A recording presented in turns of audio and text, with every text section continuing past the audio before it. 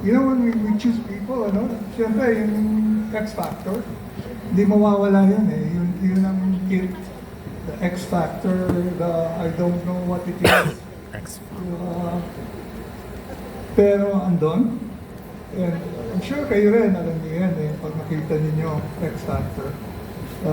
You look for a girlfriend, may X factor yun. Unless, ko-collect mo lang, tapos may range na lang yun, But, yun, parang X factor. And then youth. Because we want them to grow with us. So we can grow together over a span of years, 10 years, dati ganun, sila Piolo, John Roy, Lapea Alonso, we grew up together, 20, 30 years. So ngayon, Kaksan na si Bea, si Lloydie, hinahanap pa namin si Lloydie, where are you? Okay. Thank you. Piolo, pogi pa rin yun. Okay. Saka Papa P pa yun. Up to now. Yes. Next question. What we call, appeal. Ibang klaseng appeal naman nun. Sa social media, you create your own appeal. And people like that, Minsan ayaw nila yung pogi, ayaw nila yung maganda. Really? I think so. Yeah. But a lot of very pretty, very handsome people are on social media. And when they go on and do their own thing, alam nila kung anong gagawin eh. So, hindi na tinuturo.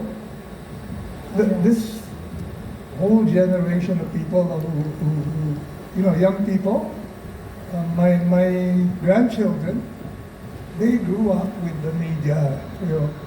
Imbes na lapis, iPad, camera, ang galing nila lahat. Mas magaling pa sila umedit sa mga Your teenagers na, your grandchildren, right? Yeah, my grandchildren are teenagers and they know everything.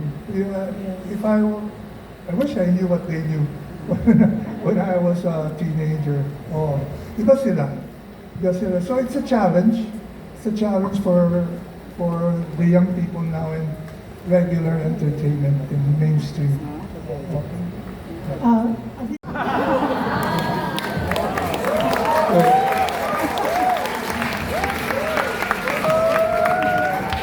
Ready na kami, actually, to go global. Pero yun yung ganong klaseng pag-go global. Kailangan yun total yun di ba? Kami ready na kami, mga artista, entertainment.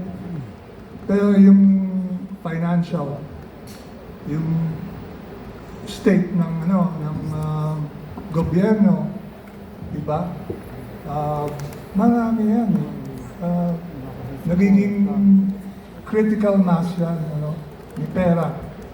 Maganda yung economy, maganda yung business. So, tulad sabi ni Mr. Vargas, the tide lifts all the boats, diba? So, inihintay namin yun sa mga ibang tao. Kami ready kami. Tulad ng Korea, diba? That wouldn't have happened. Yung K-pop, hindi mangyayari yung yung ekonomiya nila na walang kwenta, di ba? So ganun din yung nangyari with Japan before. Economy first, and then everything else after. Sabay-sabay yan, naging critical mass. Soft power ng bansa, yung mga kanta, yung mga pelikula, yung mga katha ng mga geniuses katulad ni Mr. Enrico Santos, si Gilmer, yan. Mga katang isip ko, shy. Pero yun, critical mass, naging critical mass yun. Tapos sasabog na lang yan. Thank you. How I keep going. Yung mga artista dyan, ayan, katulad ng mga artista dyan, it's the youth, you know. Kung sasama ako dito kay Dino, parang okay lang sa akin, pero yung photo, hindi ba, ganun. Pero kung kasama ko dito, ayan, kaganda nila, diba? They're so youthful and so good looking. Diyan na lang ako. Ang inaral ko actually political science, architecture, art history. But aksidente actually, yung nahulog na lang ako sa industriya. I don't know, some of you know, my mother used to be in the business. So, nung sa pagkatapos ng college, andito ako, hindi ko alam kung anong gagawin. Nabuta mo yun, di ba? Doon muna ako sa Elvira show. Mana. She had a talk show. Nabutan niya. Sabi mo, pwede ba ako pumunta sa booth? Sabi, nasa ako sa booth. Sino mga director na...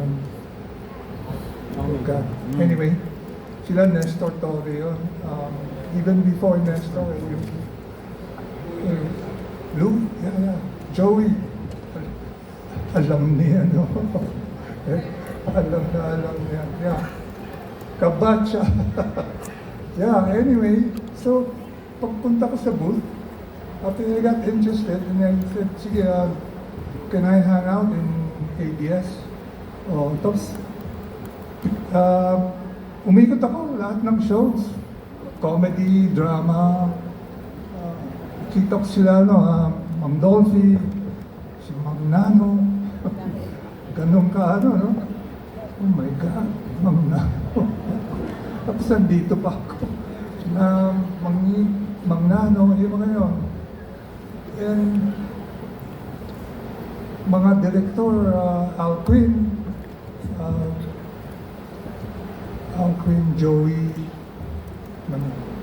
sorry. Niisip ko yung mga director na yun. Mga Ding. My Al Quinn. first mentor, Mitos Villarreal. Si Mito. And si Al, ang dami kong ginaya. Galing kay Al Quinn.